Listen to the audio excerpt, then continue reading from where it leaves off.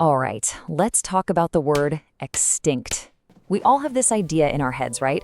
That it's the end of the line, final, the book is closed. But what if it's not so absolute? This explainer is all about challenging that idea and showing you why, in the world of science, extinct is a very conditional term. And this quote just hits the nail on the head. In everyday conversation, extinct means gone for good.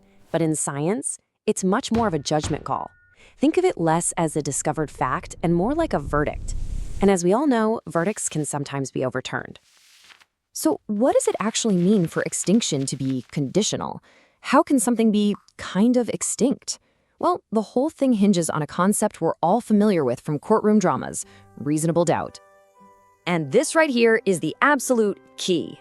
Declaring a species extinct isn't like taking attendance and seeing who's missing. It's a judgment call made by scientists who are saying, look, we've searched and we are reasonably sure they're all gone. But reasonably sure is a long way from 100% certain, isn't it? You know, this isn't just some wild theory or wishful thinking. Animals seemingly coming back from the dead is a real thing. It's a documented phenomenon. In fact, science has a pretty cool name for these species that pull off the ultimate vanishing act. They're called Lazarus species. Yep, named after the biblical figure who was raised from the dead. It's the perfect term, right? A species that vanishes off the radar, gets written off in the textbooks as extinct, and then boom, it pops back up, alive and kicking. It proves the label extinct can definitely be temporary. And if you want the ultimate poster child for a Lazarus species, it's the coelacanth. I mean, just try to wrap your head around this. This is a fish that was supposed to have died out with the dinosaurs 66 million years ago. Then, in 1938, a fisherman in South Africa pulls one up in his net. Can you imagine being the scientist who got that call? Talk about having to rewrite history. The story of the coelacanth really hammers home this single powerful idea. It's the mantra for this whole discussion, really. Absence of evidence is not evidence of absence. Just because we can't find something doesn't mean it isn't there. It might just be really, really good at hiding. Okay, with that precedent set, let's open our first case file. And it's a big one. Probably the most famous extinct predator of the modern era, the Tasmanian tiger, or Thylacine. Its official story is a tragedy for sure, but a lot of people are convinced the final chapter is still waiting to be written. So the official record is just heartbreaking. In the 1800s, the government literally paid people to hunt them. The campaign was tragically successful, and it all ended in 1936, when the last known Thylacine, a male they named Benjamin, died alone in a zoo. The worst part? He died from exposure because he was accidentally locked out of his own shelter. Just awful. 50 years later, the species was officially declared extinct. But that's where the official story ends and the deep mystery begins. Since Benjamin's death, there have been over 3,800 reported sightings.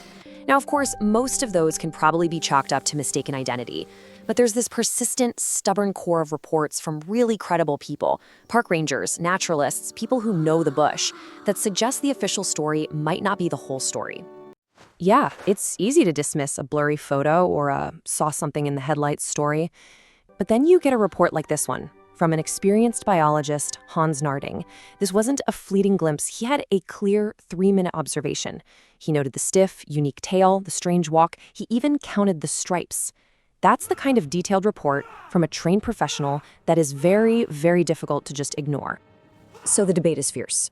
On one side, you have these consistent, high-quality eyewitness accounts. You've got a perfect hiding place in Tasmania's huge, dense wilderness.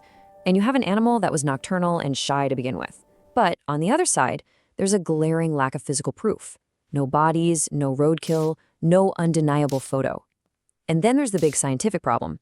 Even if a few survived, how could a tiny population avoid a genetic dead end? All right, let's open up our second case file. This time, we're looking at a smaller, more mysterious predator, the Japanese wolf. And its story is less about a bounty hunt and more about a sudden, tragic collision between ancient beliefs and modern problems. See, this is what's so fascinating. Unlike the Thylacine, which was seen as a pest, the Japanese wolf was once literally worshipped as a god of the mountains, a protector. But its divine status couldn't save it when rabies arrived and when the government's attitudes shifted. In just a few short decades, it went from a deity to a target. The evidence for the Japanese wolf's survival is, well, it's really compelling. We're not talking about folklore here. We have 19 clear photos of an animal with features that just don't match up with any known dog breed. We have audio recordings of howls that sound much more like a wolf than a domestic dog. And maybe the most interesting part? Genetic analysis shows that the ghost is in the machine. The wolf's DNA is still present in some local Japanese dog breeds. And this brings up a totally fascinating, kind of mind-bending question. If the pure Japanese wolf is gone, but its genes, its genetic legacy are still alive and well in other animals, is the species truly extinct? This idea, the hybrid survival hypothesis, it really blurs the lines and challenges the very definition of extinction itself. So this modern-day ghost hunt for lost species is getting a serious upgrade. We're moving way beyond just luck and blurry photos. The search is now firmly in the realm of high-tech forensics. It's basically CSI wilderness. The new toolkit is just incredible. We can put automated camera traps out there watching 24/7. We can use acoustic monitoring with AI to listen for one specific animal's call. But the real game changer is something called environmental DNA, or eDNA. We can now test samples of soil and water for the tiniest genetic traces, skin cells, hair, you name it. We don't even need to see the animal to prove it was there. And if you think that's wild, get this. It sounds like pure science fiction, but it's real. Scientists can now literally pull an animal's DNA right out of thin air. They proved it in a zoo. They took air samples and identified every single animal inside. If a thylacine or a Japanese wolf is still out there breathing, this airborne eDNA technology is our best chance ever of finding it. So, after all that, what's the final verdict? Are these animals still out there? The truth is, the uncertainty itself is the most important lesson here. It's more valuable than a simple yes or no. Look, science isn't being dismissive, it's being rigorous. The consensus is that survival is highly unlikely. But unlikely is not the same thing as impossible. And that's a huge distinction. That's why the standard for proof has to be sky high. And in the end, the search itself, the debate, is what pushes science forward. It forces us to invent new tools and question our old assumptions. And maybe the real value of these famous ghost stories is that they serve as ambassadors for the unknown. For every thylacine we're desperately looking for, there are countless insects, fungi, and plants that are vanishing forever without anyone even knowing they existed in the first place. These animals sit right on the razor's edge of uncertainty. They're a powerful, humbling reminder of just how little we really know about our own planet.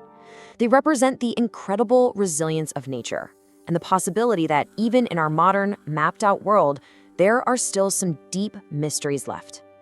And so that's the final thought I want to leave you with. When we look at those last great wild places on the map, are we looking at empty spaces? Or are we just not looking hard enough or in the right way to see what's been hiding there all along?